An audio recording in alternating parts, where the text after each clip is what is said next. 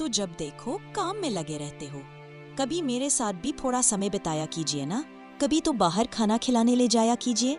कुछ दिनों से काम ज्यादा है। तब भी आपको थोड़ा समय मेरे लिए तो निकालना ही चाहिए। ठीक है, आज हम कहीं बाहर खाने चलते हैं।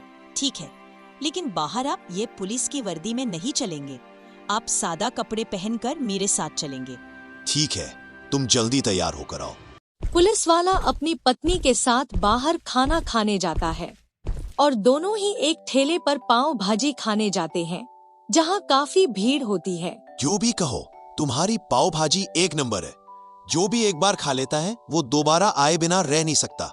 बस हाथों का जादू है भैया, वरना बहुत लोग बनाते हैं पाव भाजी। 2 प्लेट पाव भाजी लगाना।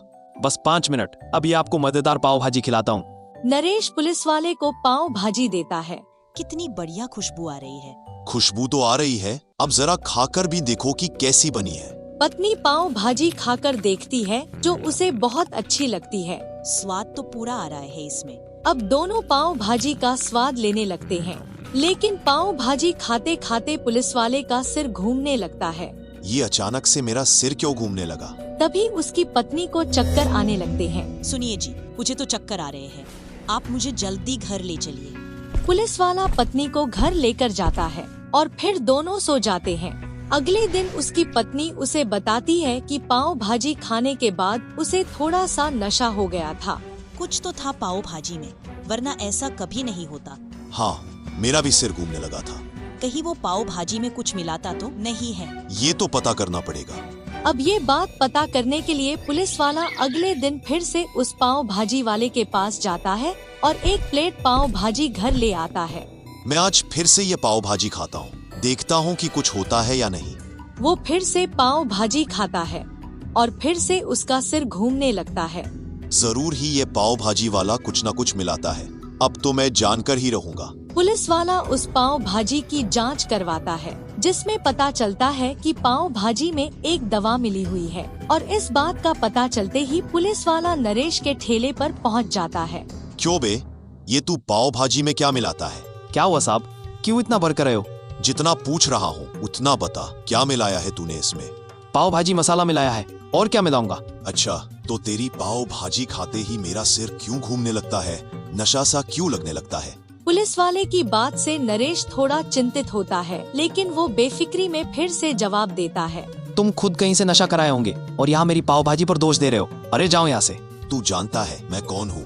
क्यों, तुम कोई बहुत बड़ी फिल्म स्टार हो क्या, जो मैं तुम्हें जानूंगा? पुलिस वाला हूँ। बस इतना पता चलते ही नरेश की तो जैसे हवा ही निकल जाती है। अरे मुझे माफ करना साहब, वो अनजाने में मैं आपसे ना जाने क्या क्या कह गया।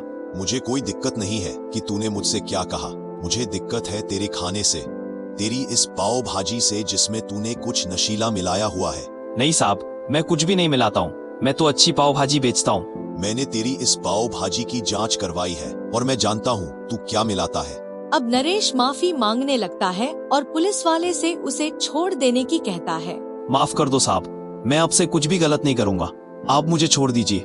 यहाँ आसपास के लोगों को अगर पता चल गया तो फिर लोग मेरे यहाँ पाव भाजी खाने नहीं आया करेंगे। ये तो अच्छा ही होगा कि लोग तेरे यहाँ पाव भाजी खाने ना आए, लेकिन तू ये बता तू ऐसा करता क्यों है? वो क्या है ना साहब कि नशीला पदार्थ मिलाने से पाव भाजी थोड़ी नशीली हो जाती है, जो कुछ लोगों को अच्छा लगता है, और इस वजह से फिर लोग रोज ही मेरे पास पाव भाजी खाने आने लगते हैं। ये तो जुर्म किया है तूने, इसीलिए अब ये पाव भाजी बेचना छोड़ और चल कुछ दिन अपनी सजा काट। पुलिस वाला नरेश को माफ ना करते हुए उसे पकड़ कर ले जाता है, जिसके बाद उसे सजा होती है और तब जेल में उसे अपनी गलती का एहसास होता है। सच में ज्यादा लालच बुरी बला है, मुझे भी ज्यादा लालच नहीं करना चाहिए था।